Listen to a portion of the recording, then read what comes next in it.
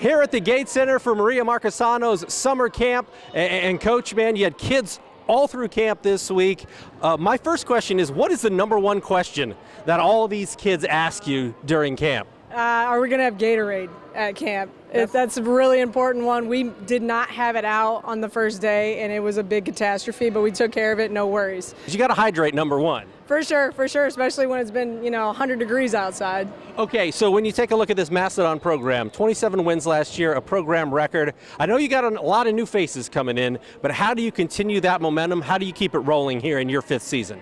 Yeah, I mean, it's all about our culture and just kind of the habits that we've established over these last 4 years to become a winning program. Thankfully, we have some really good returners who are great leaders and who have stepped up to maintain our standard. And they've done it with grace and brought joy to each practice so far.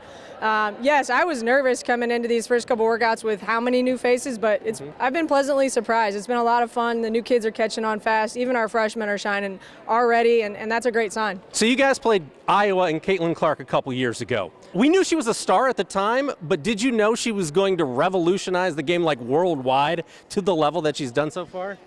I mean, no, I don't think we realized it would be to this level. We knew she was a special talent. We knew that it was going to be fun to play her. We knew it was going to be packed because of her.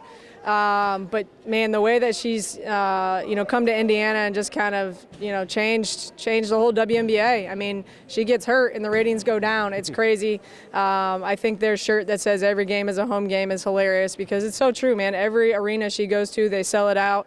The other teams hate it, but it's just a fact. And it's been cool to be a part of and be in this state. We got to, as a staff, go down there and watch them practice this summer. And just having her in our home state is awesome. When you take a look at the PFW program now, you could feel the fans last season, the pride, people puffing out their chest when they're associated with the Mastodon women's basketball program. For you, having come from Fort Wayne, having come from Elmhurst High School, how much of a feather in your cap is that, and how much does that make you smile knowing that people have some more pride in this program at this point? Yeah, it's awesome. We've had a couple recruits and even a couple of our incoming kids who, they land at the airport and, strangers come up to them and say, why are you here? And they tell them and they, oh, I went to a couple of their games, or, the Uber driver, oh, I've been following their season. And for me, that is absolutely so cool. I'm hoping and praying that we keep that momentum, this year with all those seniors graduating. I think those seniors had a great core fan base of their own because they connected with the community so well. But I'm hoping that continues. And I know Fort Wayne is prideful about their basketball, and so we've got to put a good product out there to keep them coming. But I have faith that we'll be able to do that. All right. She's Maria Marchesano. I'm Glenn Marini, and that is your local sports report.